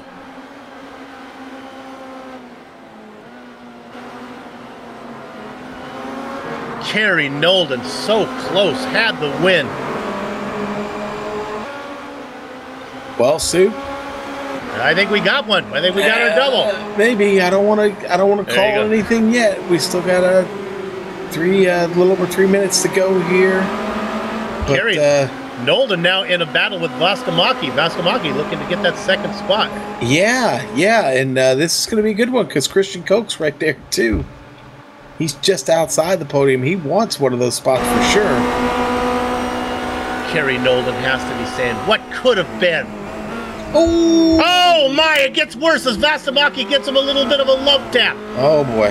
And look who benefits from that, Christian Koch. That was a very passionate love kiss there. The throes of passion, huh? Yeah, that one is Is that what you're blaming it on? Mama, cover your kids' eyes because they don't want to see that. Ouch. Ouch, ouch, ouch. So all of a sudden, what was a great run for Kerry Nolden, what could have been. My dad taught me that could have and did are like Loggins and Messina. Time has proven one to be perfectly irrelevant. Okay, now Soup. Loggins and Messina, really? Okay. Worldwide stars, baby. Great reference, man. Peter Berryman on the way to the first double we've seen in a long time. Don't know if he is clean. Maybe Sean, can you look? Does it look like, has he picked up any incident points? He must have some. I mean, there's some, definitely. Okay. There isn't anybody who doesn't have an incident, so. The point is, the max that you can have is to win both races, have the pole, fastest lap in both events, and be clean both times. Well, he's not going to be clean today. He's going to be 1 point away if he can finish this up with 1 minute and 50 left to a near perfect event. If GSRC is invited back, it's going to be our duty to scour the iRacing membership to look for a Berryman killer, because this guy, if he comes back for season 7, Katie barred the door. Look at this battle for P3. Oosterkamp trying to make this move happen. This is for the podium. Eunice has been great. Oosterkamp, though, been a fighter all day. Oh, he really made that rear wing a little wide. Oh. Eunice was on the edge. Bye-bye. The incident cap is real. We usually say it about the push, but here, Sean, the cap is real. The cap is real indeed. Oosterkamp going to get that podium spot now. He's there. I will tell you, though, Renee is close on the incident soup, so he needs to mind his P's and Q's. Jeez. I hope Rod Serling bought enough beer, because it's quite a party in the Twilight Zone right now. Yes, Soup, it's filling up over there. Standing room only. Might have to check in on that party afterwards, actually. Okay, we are on 27 seconds to go. Our leader has just gone through corner number 1. This is the white flag lap. So, how about this? Christian Cook quietly running in second position. That's how you quietly get yourself a championship. Your points winner, points leader, sitting now in second. Had a good first race. Oh boy, Soup. We've got another resident at the end, at the party. Christian to catch has just fallen victim. He was on the edge. You know, I'm not so sure this battle between Nolden and Tierney is done yet. Maybe Nolden's got one last chance to pick up another spot after falling hard through the field. Maybe. Adam seems to be pretty solid right now. It's going to be tough. Just scrolling through as we look at this, all the huge names that are gone. Mittner, Hoyer, Tejas, Kessler, Thompson to catch. All having issues. Vastamaki, for that matter. Meanwhile, our leader going through 15. He's got nothing but a clear track in front of him. Sometimes you think Tiger Woods, you just think of perfection. You just think of it's fun just to watch. Here in the States, if you're a basketball fan, you think of the Golden State Warriors. This guy is a dynasty as he works his way around 20. Let's make it 4 feature wins in a row.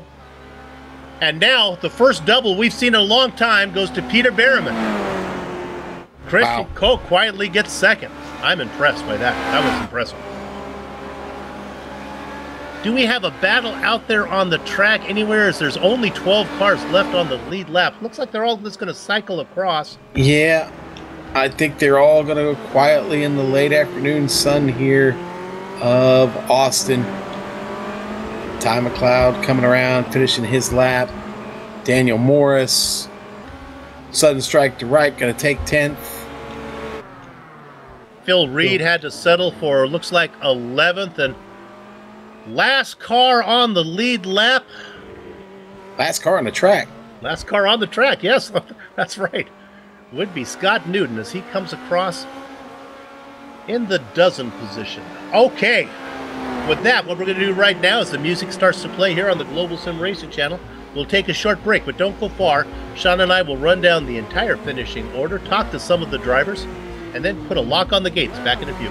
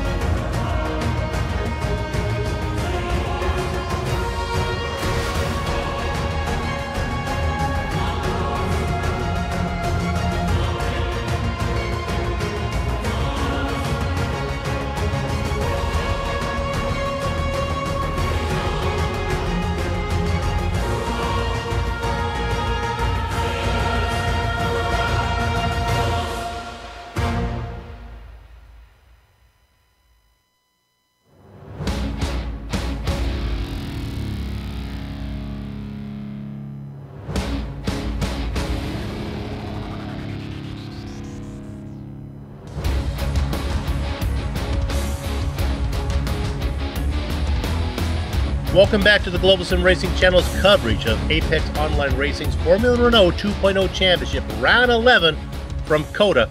Before we get to the standings, we're going to go back and show you that accident that happened on the very first lap. And Sean, this is where Hoyer gets a little bit loose and then gets T-boned. Yeah, sitting right there in the middle of the track. We'll see what happens here, but once he comes back up on the track surface, he's right in the middle of it and nowhere to go there. Oh, boy. And that's Lee Robinson who goes for a run. Now, a nice in-car camera might be, if we can look one more time from the cockpit of Mittner. Mittner actually gets a little piece of it, but he goes underneath.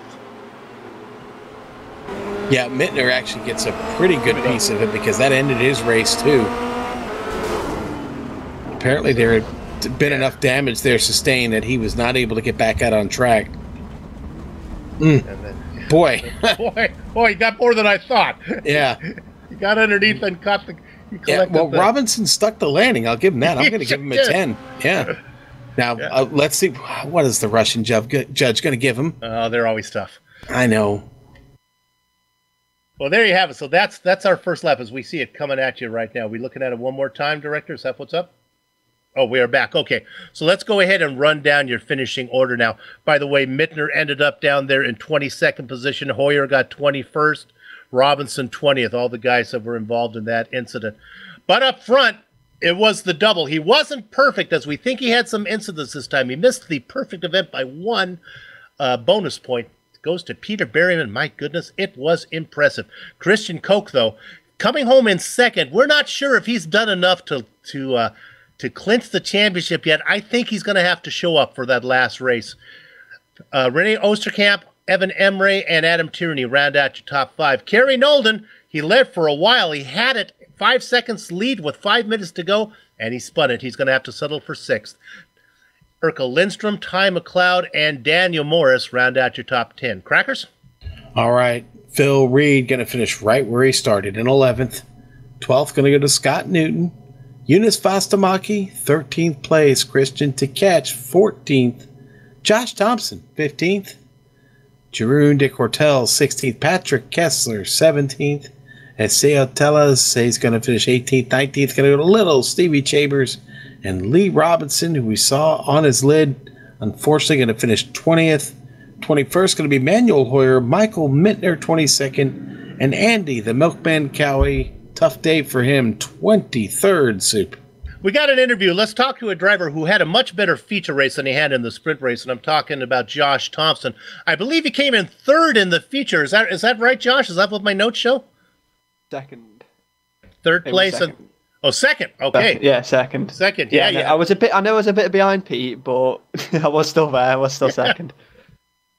You're actually, from what Sean and I are saying, we're considering you first in class, actually. That's like when in the race, that's what I was thinking. At first I was pushing, trying too hard, overcooking the tyres, going off track, just basically just making a hash of it.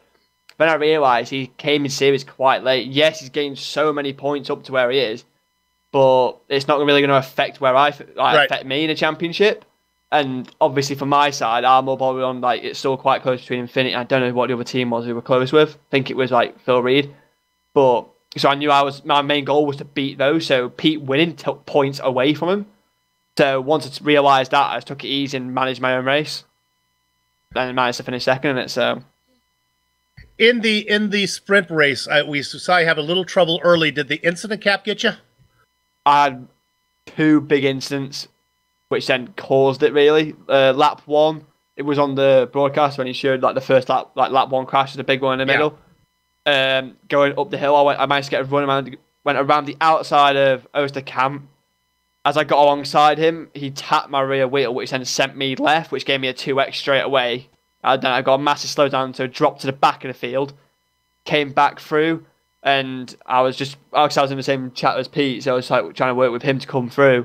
Got into the back of a train again when they all checked up. And Adam Tierney braked really early, had nowhere to go, slammed on the brakes, lost the back end, and went just smashed straight into the side of Pete and spun me around and nearly took him out. But lucky enough, he had no damage, and I had no damage, so carried on. But got back up to where I was. I think I was 5th. right behind Coke, and then I really had forgot about instant limit because in the feature it's 16. Right. In the sprint it's 11. So I thought it would be 16 again for some reason, even though I've done the entire season. So it just crossed my mind, went into the S's, took too much curb on the inside, trying to get a decent run on Coke, and then got DQ'd. So a bit of a shame, really, because the car felt like 100 times better than it did in the feature. I felt more comfortable with the car. Well, let me tell you, it has been, you have put on Sean, wouldn't you agree, an impressive season from Josh going against his first attempt in here? Oh, absolutely. Yeah, I think Josh had a wonderful run. I can't wait to see him back next season. Absolutely. Hey, congratulations on a well-run season so far. 1 to go. Good luck as we close it out next round. Cheers. Thank you. Yeah. And cheers to Josh Thompson there. Glad to get a chance to talk to him. Soup. Looks like Eunice Vostamaki's shown back up. Well, let's talk to him. You got it, Sean. Go ahead. Eunice, that didn't work out quite as good for you there in the sprint races it did the feature race. Answer a question for me. Did you know you were close on your incidents there? Well, I didn't know, but it should have been obvious after getting 5 incident points after taking Nolden out in just one swoop. So. Yeah, well, you know what? These sprint races can be like that sometimes. They can be a little crazy and a little too fast and furious sometimes, and you get caught up in that. And you had a tough day here in the sprint, but the feature race was a good one. What do you think about this track for the Formula Renault? Well, I personally really enjoyed this track for some reason. I think the fast sections are really challenging to drive and do perfectly, and then it has some good overtaking spots and slow corners as well. Hey, Jonas, I don't feel too bad about taking Nolden out. Honestly, he shouldn't have been there. He was well out in front, and he had a spin, so he didn't need to be there anywhere. So that was kind of just frosting on the cake. Yeah, well, I was surprised to see him so completely choked out and missed my braking point, and well, I was surprised I didn't have any front wing damage, and I don't know how much damage he had, probably a lot. Well, Eunice, only 1 round left. What do you hope to accomplish before the season's over? Well, I'd like to have a round where I have a good feature and sprint. I haven't had one for the whole season, so that would be cool. Well, sir, we can't wait to see you next week. Thanks for taking another opportunity to talk with us here, and hopefully we'll get a chance to talk to you again next week, buddy. Yep, thanks. All right, now go and enjoy the rest of your Friday evening, whatever little bit of it you have left. Soup, this one leaves me with a sore neck. I was on a swivel today. I wish I would have asked Jonas what time it was in Finland and if the sun had gone down yet. I bet you it's probably still daylight out there. It's probably I don't know. I don't know. Sun stays up a long time in the summertime. It does. It's certainly very high up in the northern hemisphere. So. Is he gone? Oh, he's gone. I can't get. I really want. All right. Hey, send us when you're watching the replay, send us a message and let us know. That's going to wrap, because I need to know these kind of things. That's going to wrap it up for us here on the Global Sim Racing channel. And I'd like to give some thanks here to everybody, just like I do at Thanksgiving. A little prayer here at the end of the broadcast. We'd like to thank everyone at Apex Online Racing for organizing Formula Renault 2.0 Championship and for all the members that support this broadcast. We know you have a lot of choices when you fly. Thanks for flying GSRC. Thanks to the company's equipment and software that you see on the screen right now that we use on the broadcast. The original music that you've heard today, well, that's thanks to Eric Eckelman and Casey Lalonde. Go ahead, look on the screen to how to contact them and download some of their digital stuff. Crackers? The AOR returns next week, Friday, September the 1st, for the final round of the season from Monza. GSRC will be there to bring you all of the action. We hope you join us. For more information about GSRC, your best bet is globalsimracingchannel.com. And we're also on social media. Find us on Twitter at GSR Channel. And if you go on over to Facebook, just type in Global Sim Racing Channel, one word, and you'll find us there, Soup. And now, on behalf of the man whose voice you just heard, Sean Ambrose, our director Amjad Yalman, and our camera artist Dougie Beard, I'd like to thank all of you for watching and tolerating all the insane references, mostly coming from Sean today. The Quantum Leap TV show, go ahead and Google it if you don't know what that one was. I thought I was on pretty good behavior. I did pretty good. Was not able to sneak in Ivar the Boneless, so I'll be saving that one for later on, but stand by for that. Anyway, we'd like to thank you for watching. With that said, we're off to have fun, storm of the castle. So until next time, race clean, race hard, and we'll see you on the track.